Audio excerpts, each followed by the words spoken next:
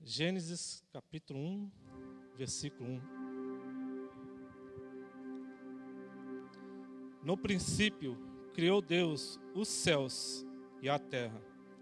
E a terra era sem forma e vazia, e havia trevas sobre a face do abismo, e o Espírito de Deus se movia sobre a face das águas.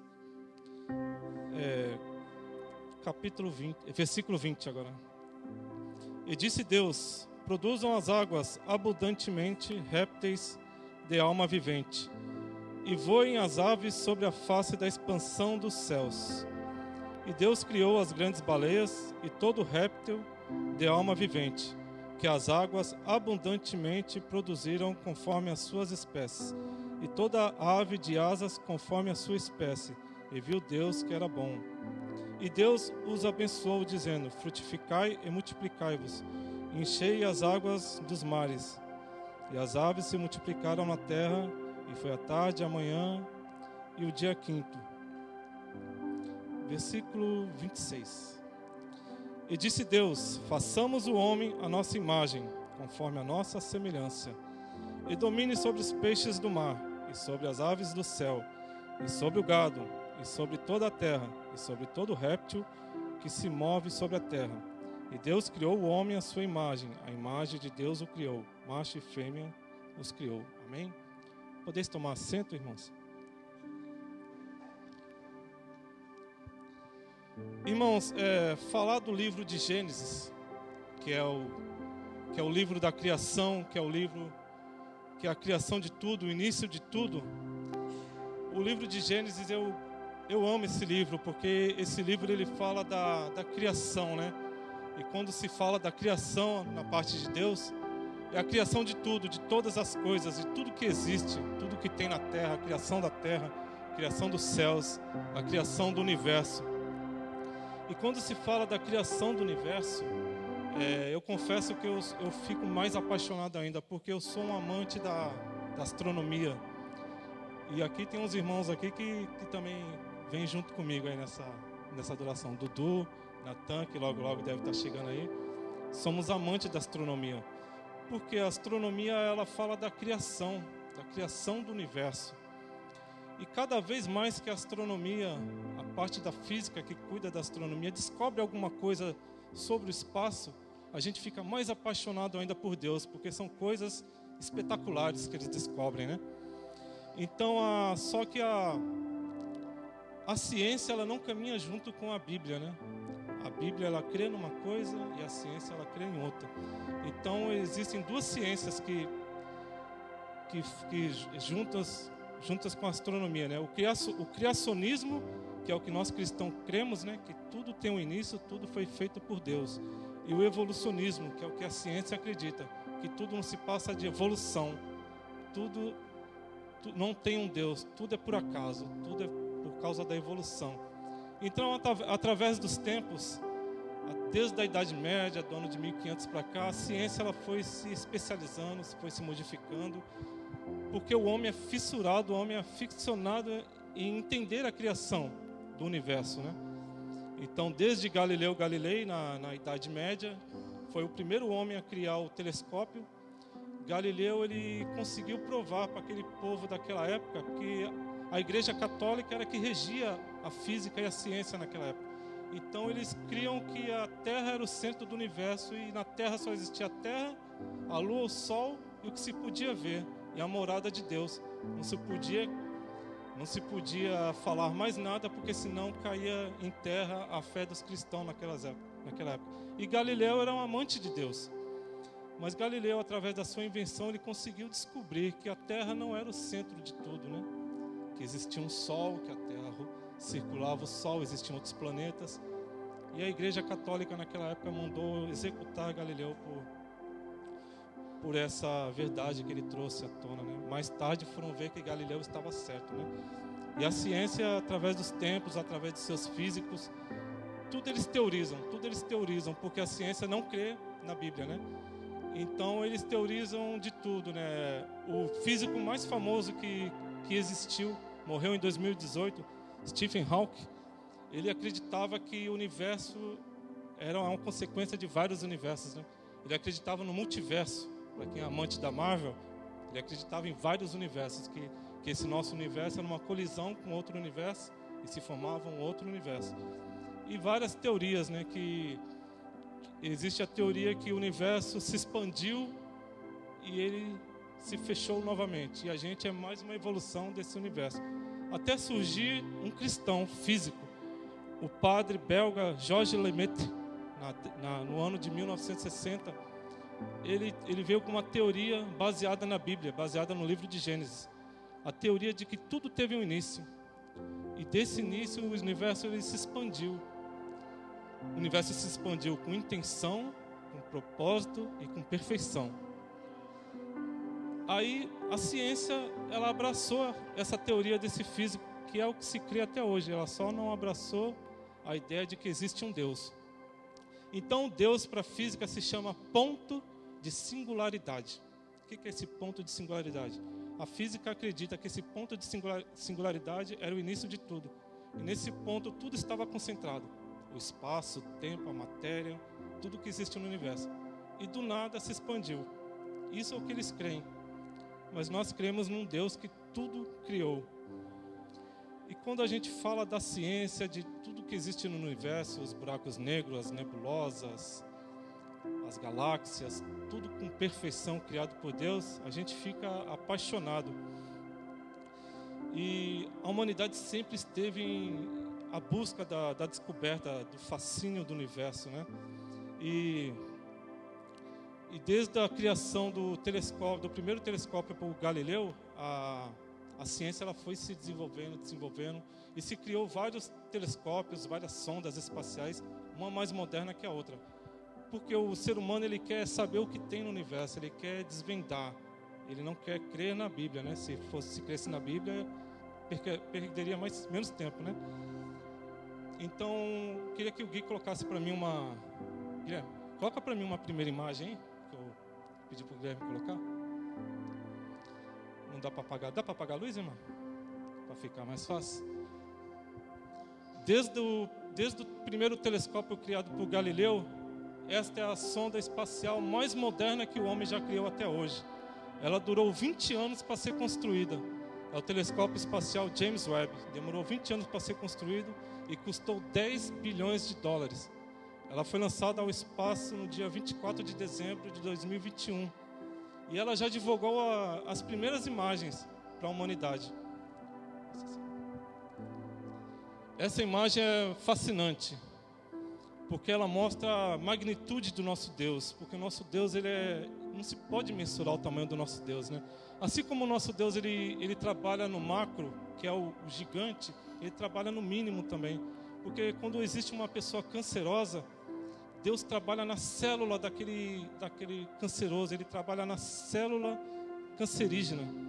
Então, quando Deus realiza um milagre naquele enfermo, a célula, ela ouve a voz do seu Criador. Então, ela se modifica e ela cura aquele enfermo. Então, Deus, ele trabalha no mínimo. Para vocês verem a magnitude do nosso Deus. Uma célula, ela ainda tem inteligência, né? Ela se multiplica, ela se multiplica, ela cria o tecido, ela cria o osso, ela cria os vasos sanguíneos, ela tem inteligência. E o átomo? O átomo não tem inteligência. O átomo apenas vibra para um lado, vibra para o outro, mas ele sabe a hora exata de se juntar com outro átomo e criar uma molécula. Quem que explica isso? Os cientistas dizem que é por acaso, mas existe uma força que dá essa ordem, e essa força é Deus. E assim como Deus ele age no mínimo, no minúsculo, ele age no macro. Essa foto aqui, ela se chama Nebulosa de Carina. Nada mais é do que um berçário de estrelas, irmão. Você consegue mensurar na mente essa imagem? Um lugar que Deus criou no universo, onde nascem as estrelas.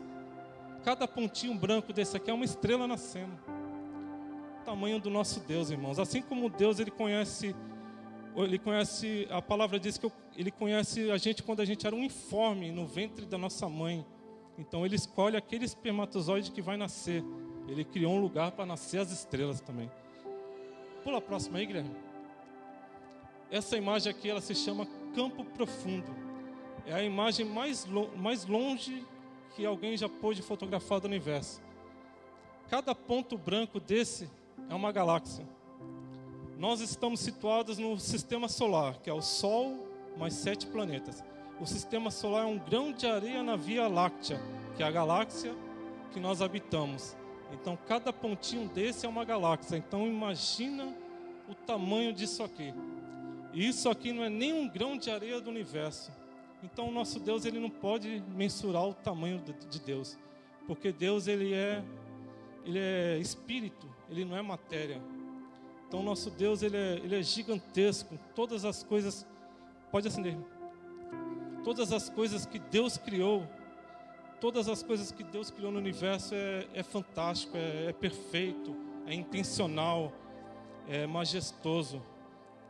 E a palavra de Deus diz que, no livro de Gênesis, capítulo 1, que Deus criou os céus e a terra. Deus criou os céus e a terra. Irmão, você percebe que os céus está no plural? Deus não criou o céu e a terra, como muitos falam, né? Deus criou os céus e a terra. Eu estive vendo no judaísmo, eles creem em até 7 ciclos de céu. Em algumas religiões, eles creem até 7 ciclos de céu, 10 ciclos de céu. Mas como nós somos cristãos, nós vamos nos amparar no apóstolo Paulo. Põe para mim, Guilherme. 2 Coríntios 12, 2 ao 4. 2 Coríntios 12. Conheço um homem em Cristo que há 14 anos, se no corpo não sei, se fora do corpo não sei, Deus o sabe, foi arrebatado até o 3º céu. E sei que tal homem, se no corpo, fora do corpo, não sei, Deus o sabe, foi arrebatado do paraíso e ouviu palavras inefáveis, de que ao homem não é lícito falar. Então o apóstolo Paulo, ele fala de 3 céus. 3 céus. Se olharmos daqui para cima, com a nossa mente tacanha, nossa mente pequena, nós vamos avistar o primeiro céu, que é o céu atmosférico, onde os aviões voam, as nuvens perambulam, os pássaros voam. Esse é o primeiro céu. O segundo céu é esse céu que a gente acabou de falar, que é o céu cósmico, onde estão os buracos negros, nebulosas, berçário de estrelas, galáxias, e assim vai. E Deus criou o 3º céu, um céu poderoso, um céu glorioso, um céu majestoso. Deus criou o seu céu, o céu celestial. O céu que Deus criou para ele, o céu celestial, ele é maravilhoso, ele é poderoso, ele é perfeito, mas ainda é incompleto. Como Deus pode fazer um céu celestial perfeito, mas incompleto? Eu vou dar um exemplo aqui da terra. O oleiro vai fazer o seu barro, ele junta o barro, vai lá fazer o vaso de barro. Ele não pode fazer o barro quebrado, o vaso quebrado, ou o vaso imperfeito. Ele tem que fazer o vaso perfeito. Se quebrar, ele refaz e faz de novo. Feito o vaso, ele põe o vaso para venda. Uma dona de casa passa, compra aquele vaso, que é perfeito, mas ainda está incompleto. Leva para sua casa, limpa, põe terra, põe flores. Agora o vaso que é perfeito está completo. O céu de Deus é perfeito, é maravilhoso, mas ele ainda é incompleto porque os seus moradores ainda estão aqui. Eles ainda estão aqui e vão herdar esse céu. Quando se cumprir essa palavra aqui, põe para mim, Guilherme, 1 Tessalonicenses 4, 16 ao 17. E dada a ordem, porque o mesmo Senhor descerá do céu, com alarido e com voz de arcanjo, e com trombeta de Deus, os que morrerem em Cristo ressuscitarão primeiro. Depois nós, os que ficarmos vivos, seremos arrebatados juntamente com eles nas nuvens, a encontrar o Senhor nos ares, e assim estaremos para sempre com o Senhor. Amém? Quem crê nessa palavra? Aleluias! Deus é maravilhoso.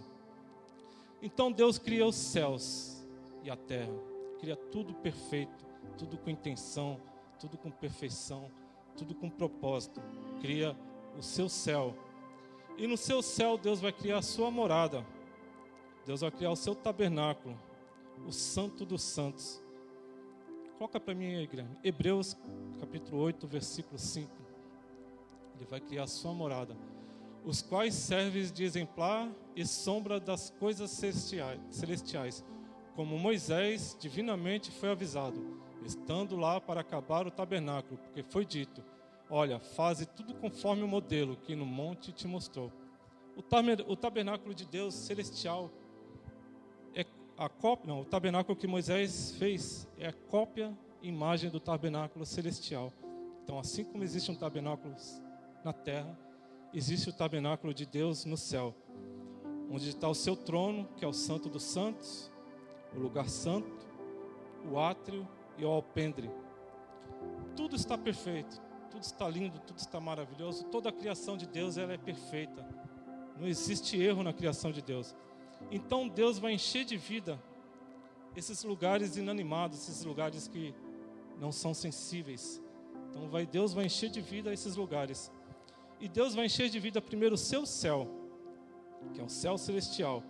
E Deus cria seres poderosos, que mais tarde nós vamos chamar de anjos. Primeiramente Deus enche o seu céu, Ele cria os anjos. Hebreus capítulo 1, versículo 14. 1,14, Guilherme. 1,14, é isso mesmo. Não são, porventura, todos eles espíritos ministradores enviados para servir a favor daqueles que hão de herdar a salvação? Então os anjos são espíritos que ministram a favor da gente. Espíritos ministradores. A palavra espírito em hebraico é ruach, ou ruach, que quer dizer isso aqui, ó. É sopro. Então anjos são sopro de Deus. Por que anjos são espíritos? Porque eles são parte da partícula de Deus. Deus sopra e faz os anjos aos bilhões. E Deus faz várias categorias de anjos. Os ofanins, que são mensageiros, querubins, anjos da guarda, serafins, que servem para proteger a adoração de Deus, e o arcanjo. Esse a gente conhece um bem famoso aí, que é o arcanjo Miguel, né? Então tudo está perfeito.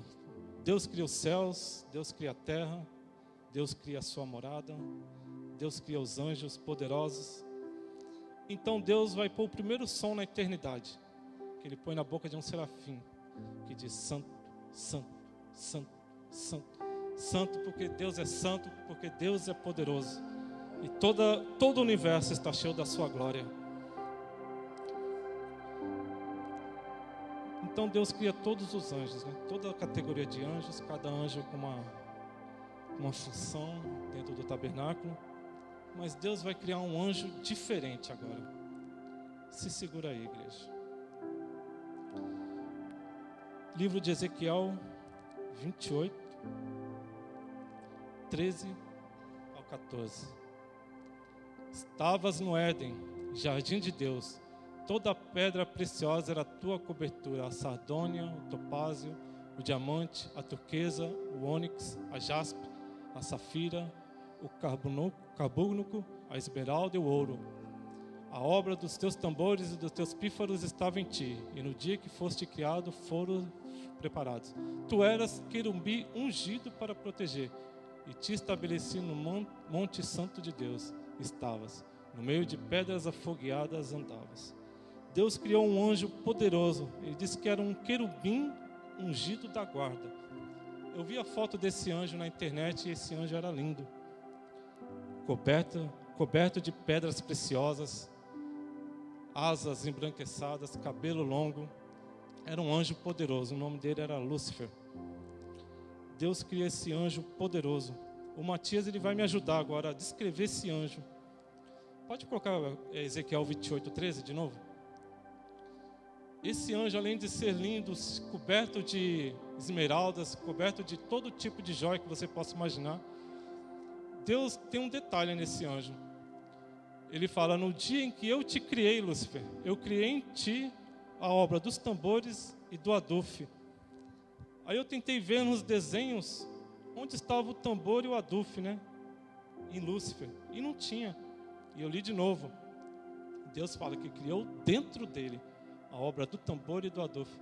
Matias, como que é a obra do tambor? E a obra do adufe? Um tambor parado é só um instrumento. Mas como que é a obra do tambor, Matias? Isso é a obra de um tambor. Aduf são flautas. Matias, mistura os dois, tambor e o aduf.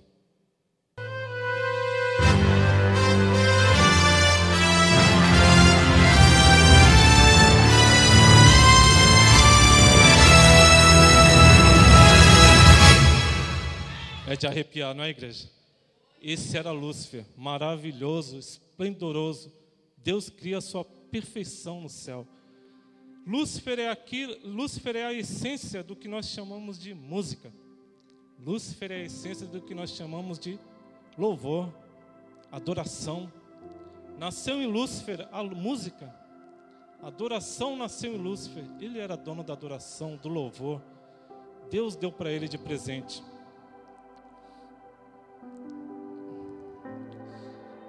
Lúcifer era tão perfeito, e eu vou provar isso, que a música fez dele perfeito, e a Gabriela vai me ajudar agora. A música existe 7 notas primárias. Qual que são, Gabi? Mais uma vez. A música existe 7 notas primárias, que é o Dó, Ré, Mi, Fá, Sol, Lá, Si.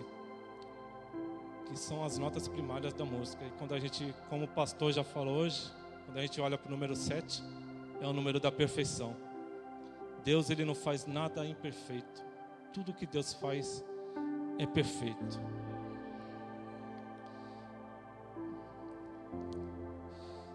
Só que alguma coisa sai errado. Porque Lúcifer, tudo é perfeito, né? Lúcifer é o dono da adoração. Lúcifer com seus um terço da parte dos anjos sobre a guarda de Lúcifer regem louvores a Deus. Não está na Bíblia, mas eu creio que Deus fez um conservatório para Lúcifer, e acho que era nessa terra. E Lúcifer enchia o céu de louvor.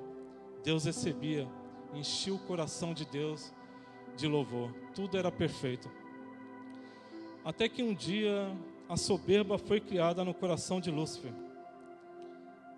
Eu imagino que Lúcifer falava assim, né? Deus tem quem o adore. Eu também tenho quem me adore. Então Lúcifer não falou, só pensou no coração. Isaías 14, 13 ao 14.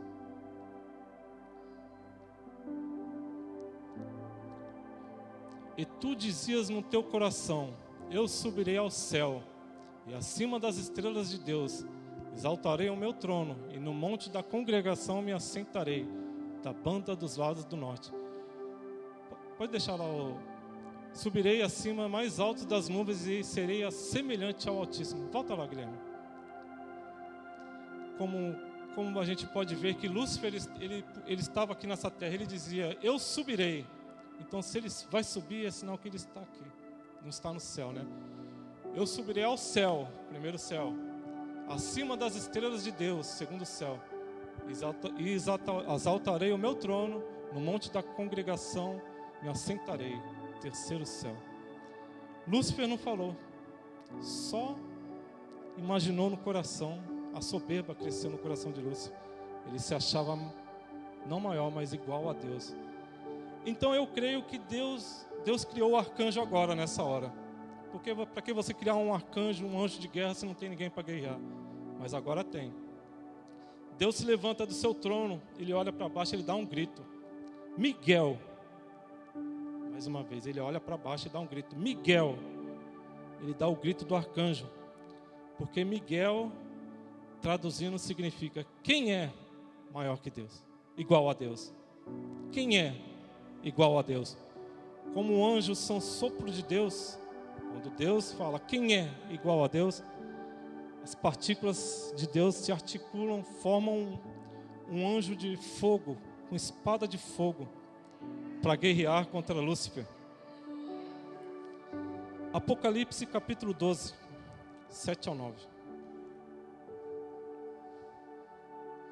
E houve batalha no céu. Miguel e seus anjos batalhavam contra o dragão, e batalhava o dragão e seus anjos, mas não prevaleceram, nem mais o seu lugar se achou nos céus. Houve batalha no céu. Lúcifer se armou com um terço da parte dos anjos, e Deus deu ordem a Miguel para batalhar contra Lúcifer.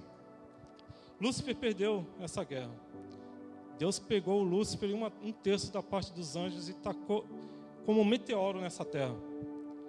Livro de Lucas, capítulo 10, 18. Jesus dizendo: e disse-lhes, eu via Satanás como um raio cair do céu.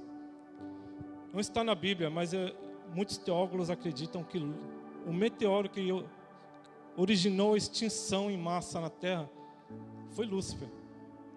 A queda de Lúcifer foi tão grande nessa terra, porque Deus não criou a terra sem fome e vazia. Tudo que Deus cria é perfeito. Alguma coisa aconteceu na eternidade que destruiu essa terra. Livro de Isaías 45, 18.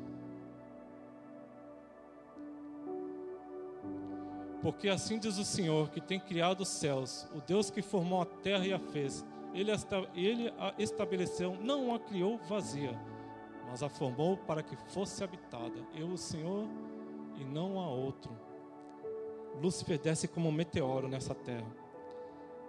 Os historiadores dizem que o impacto desse meteoro foi tão grande que uma tsunami cobriu toda a terra, matando todos os seres que existiam nessa terra. Todos os dinossauros, todos os seres viventes que haviam naquele tempo morreu. É por isso que vira e mexe a gente ouve uma notícia que fizeram uma escavação, descobriram o osso de dinossauro.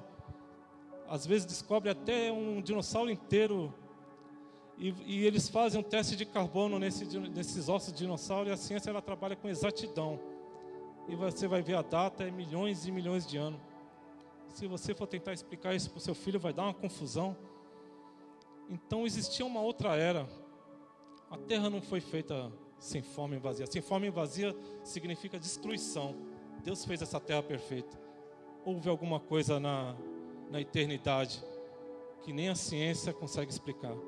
Há um hiato na criação. Ninguém consegue explicar. Então tudo está destruído na terra. A terra está sem forma e vazia. O céu está em silêncio. Lúcifer não adora mais. Um terço dos anjos não adora mais. O céu está em silêncio. A Bíblia diz que houve silêncio nos céus.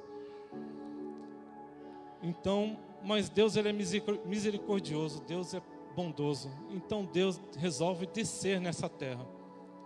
Deus desce nessa terra. A Bíblia diz que o Espírito de Deus pairava sobre as águas. Se houve um tsunami na terra, a terra era só água. O Espírito de Deus pairava sobre as águas, como um grande construtor, olhando o que precisava ser feito, o que precisava ser construído. E Deus diz: eu vou reconstruir essa terra. Então Deus começa a dar ordens para a terra, para as águas. Hajam separação das águas. As águas formem o firmamento. Então Deus criou essa atmosfera que só existe nesse planeta Terra. Não existe nenhum planeta. Esse telescópio James Webb que eu mostrei para vocês, ele consegue fotografar o mais longe possível. Ele consegue fazer o espectro de planetas também. O que é o espectro de planetas? Ele consegue visualizar toda a formação química que existe nos planetas. E até hoje não conseguiram achar nenhum planeta igual ao nosso. Deus fez a Terra perfeita. Então Deus começa a reconstruir a terra. Deus dá ordem à terra. A terra crie relvas, terra crie flores, terra crie frutas. Tudo vai ficando perfeito. Deus pede para as marés se separarem. Deus cria os oceanos. Tudo é perfeito. Tudo é maravilhoso. Tudo está perfeito. Então Deus diz uma ordem à terra que vai deixar a terra de cabeça maluca. Deus fala para a terra: crie os animais. Então a terra espera Deus soprar, porque Deus criou os anjos soprando, mas Deus não sopra. Então Deus diz: cria os animais. Então a terra ela é obrigada a formar os animais, os elefantes, os cavalos, os tigres, todos os animais que a gente conhece. Deus cria os animais, tudo é perfeito. Só que existe um problema. Animal não fala em língua estranha, animal não dá glória a Deus, animal não fala aleluia, porque animais são feitos de alma. Deus fala: serão almas viventes. E alma é emoção, alma é sentimento. Deus cria os anjos com espírito. O espírito é inteligência, livre-arbítrio. Os animais não têm livre-arbítrio, eles não têm inteligência, eles agem por instinto, por emoção. Então Deus se vê numa situação, porque Ele cria os animais não pecam, mas não dão glória a Deus, não adoram a Deus. Deus cria os anjos que glorificavam Deus, mas os anjos pecaram. Mas Deus diz, não, eu vou fazer a minha obra-prima agora. Eu não sei, dizem que na Bíblia diz que o paraíso ele está cercado de 2 rios, Rio Eufrates e Rio Tigre. Eu não sei qual desses rios que foi, mas eu imagino Deus arregaçando a orla dos seus vestidos, pegando argila, colocando no canto e dizendo, vou fazer a minha obra-prima agora. Então Deus fica imaginando anjos, espírito, inteligência, livre-arbítrio, animais, alma vivente, emoção, sentimento. Então Deus faz isso. E cria eu e você, a obra perfeita de Deus. Então eu quero dizer uma coisa para você. Você é o único ser do universo que tem a DNA de Deus tatuado em você, no seu DNA, na sua célula. Você é o único ser do universo que tem a DNA de Deus tatuado em você. Amém, irmãos? Fiquem em pé, irmãos.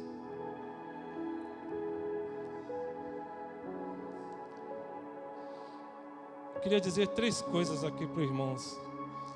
O diabo nos odeia, Satanás nos odeia, porque essa terra era dele. Hoje é nós que habitamos nela. Todas as vezes que você glorifica, que você diz glória a Deus, que você adora, que você canta, Ele te odeia, porque pertencia a Ele o louvor. Deus tirou e deu para você. Ele te odeia porque você pode estar passando por qualquer provação, você pode estar passando por qualquer luta, mas você adora a Deus do mesmo jeito. Então eu queria dizer para você que eu não sei qual é a situação que você passou, mas você anda triste, cabisbaixo, você anda com os ombros caídos, você recebeu uma informação que te deixou triste, pessoas falam coisas negativas para você, te deixam tristes no seu serviço, você recebe palavras negativas que te deixam para baixo. Você mal vê a hora de chegar outro dia para vir trabalhar, que você já entra em desespero, porque você sabe que vai receber palavras negativas. Você, por palavras negativas que te deixam para baixo, você entra numa depressão. Você não gosta do que vê no espelho. Eu quero te dizer uma coisa. A partir de hoje você vai andar de ombro erguido, peito estufado, cabeça erguida, porque você é imagem e semelhança do Deus Altíssimo. Você é imagem e semelhança do Deus que criou todo o universo. Então, quando as pessoas te derem uma palavra negativa, falarem aquilo que você não é, não absorva, não leva para o coração. Você é imagem de Deus Altíssimo. Nós fomos feitos para adorar a Deus. Fomos feitos para ser adoradores. Então eu queria convidar toda a igreja aqui na frente para adorar a Deus. E enquanto você adorar a Deus, Deus vai trabalhar na sua vida. Deus vai fazer um milagre. Vamos adorar a Deus, irmãos. Venham todos aqui na frente. Você é imagem e semelhança do Deus Altíssimo, Deus poderoso. Não receba palavras negativas, não leve para o coração. Deus tem uma promessa na sua vida. Confie nele. Ele é o Deus que fez todo o universo. Ele vai agir na sua vida.